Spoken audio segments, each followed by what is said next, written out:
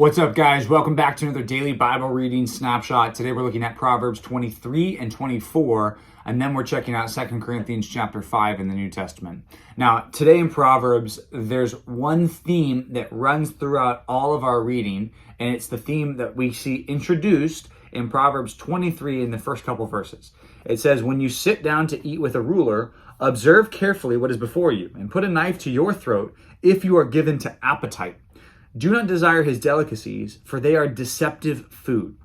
Now, that sounds confusing, but what it's saying is be careful about your appetites. Your appetites are strong, and oftentimes you're going to have appetites for things that are not good for you. And this is just really well illustrated in your life. I mean, think about food for you. Do you have appetites for things that are not good for you? Obviously. Okay, so should you always eat the things that you have appetites for?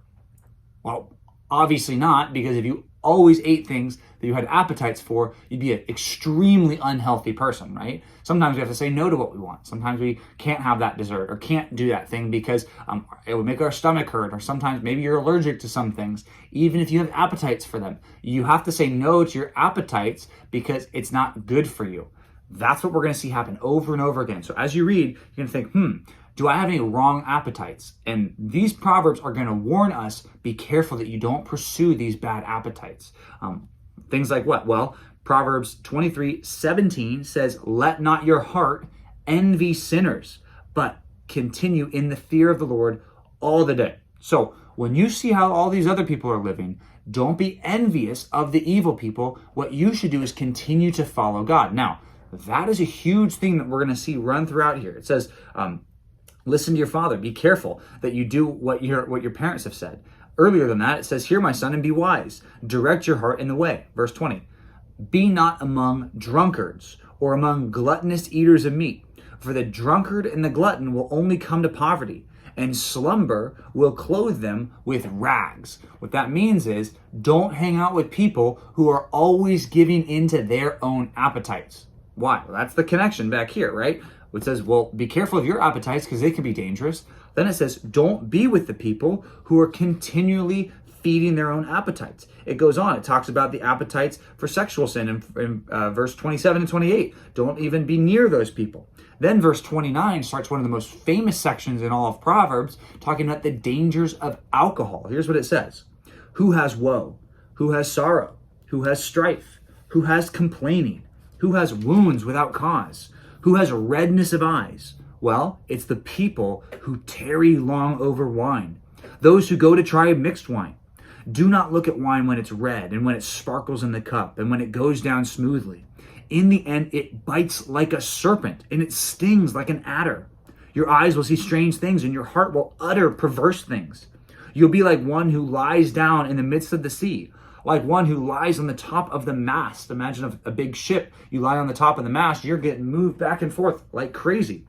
Verse 35, "They struck me," you will say, "but I was not hurt. They beat me, and I did not feel it. When shall I awake? I must have another drink." And then it goes on to say, "Be not envious of those evil men." Don't envy them. If you're a righteous person, don't envy those evil people.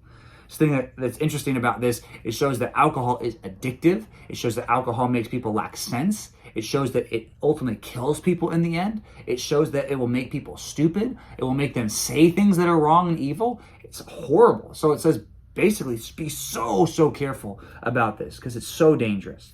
Proverbs 24 goes on to talk about more things that are dangerous. It says, don't be a person who rejoices when the wicked fall. I think that's an interesting one that stood out to me. Verse 17 and 18, it says, "Do not rejoice when your enemy falls, and let not your heart be glad when he stumbles, lest the Lord see it and be displeased, and turn away his anger from him." So don't be a person who's rejoicing over your enemy's failings, because just know God will see that and be displeased with that.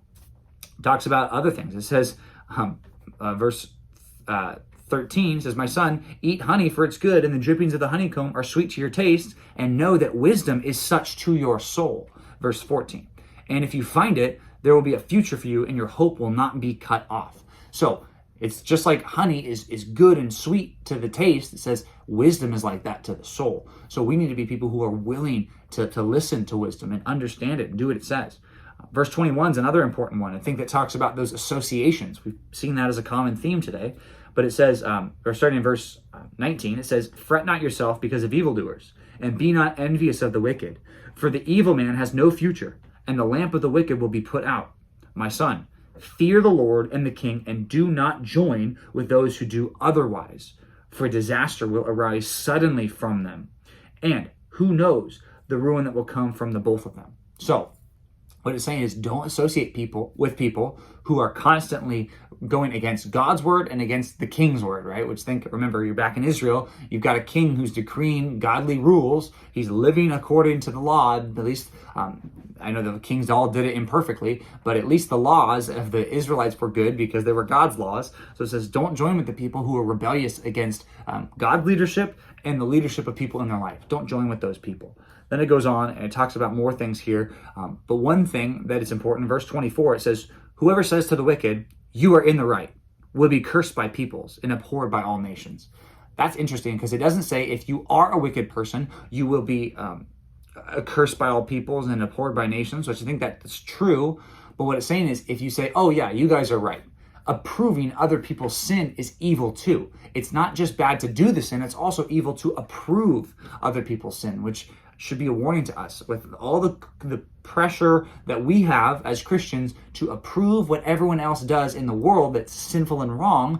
We need to say, I can't say that's right. I cannot cave to that pressure because the Proverbs say that's evil and wrong to approve other people's sinfulness. So much here in Proverbs, as you can see. I spent a lot of time talking about it today, but it's important as we seek to live out the Christian life, to understand these Proverbs and to live them out, to be warned by the warnings that we have there. So in 2 Corinthians chapter 5, super famous chapter, it starts out by talking about how our bodies right now, remember yesterday we described them as the plastic bags holding the gold bars, right? The gospel's the gold bar. Our bodies are like plastic bags. And it says, just know that when we're crushed and afflicted, we're not broken down because God is going to do something. And this next chapter says, and guess what? God's going to remake our bodies. Paul describes his body like a tent. He says, we live in a tent and we groan because we're in a tent. It's not as good as living in a building. He says, but one day God will make for us buildings. So our bodies now are like tents. Yesterday they were described as plastic bags, right? So not good. But one day in the future, they'll be perfect. They'll be remade and they will be eternal and live forever. And then it says, whether we're at home or away, if we're in heaven or on earth, if we've got our new bodies or we're living in our old bodies, we seek to please Jesus. We want to aim to please him. Then it says we all must appear before the judgment seat of Christ so that each one will receive what is due for what he has done in this body, whether good or evil. One day you're going to be evaluated for how you lived your life in the body you're in right now. I will be too. And this is a warning for us to remember that and think, okay, I'm going to stand before Jesus. Have I lived to please him? If I've wasted my life living for myself, if I've wasted my life pursuing pleasures, if I've wasted my life being lazy, God is not going to be pleased with that. If I spend my life pleasing Christ, that's a lot better. That'll change everything. So then it talks about the biggest way I think that we can please Christ, which talks about the ministry that Paul has been given to share the gospel with people, the ministry of reconciliation. Reconciliation means two parties that are on opposite sides that are enemies coming together. Now, what kind of reconciliation are we talking about here? Our world has a lot of definitions for the reconciliation they want, but this reconciliation is between God and man. We know that because it said over and over again that God is reconciling people to himself through Christ. So what does that mean? God and people are enemies. He wants to make them friends again. How does he do that? Well, he does that through Christ, and now he's also doing that through us. So God sends Jesus, right? The Father sends the Son. The Son lives perfectly as a human being. He's totally God and he's totally man, lives a perfect life, lives righteously so that when he dies, that his righteous life can be applied to our unrighteous lives. He can take our sin and Jesus can pay for our sin on the cross. That's what's described at the end of this chapter in verse 21. For our sake, he made him to be sin who knew no sin, so that in him we might become the righteousness of God. And then in between that, it says we've been given a ministry of reconciliation. We've been given a job, a mission. What we got to do is share that truth with other people.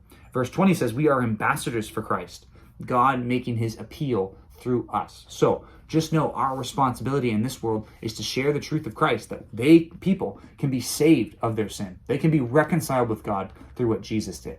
It's an important mission, and there's nothing really that's more important than that. So hopefully that gets you excited to share the truth with other people today. So thanks for reading. We'll see you back tomorrow for another daily Bible reading snapshot.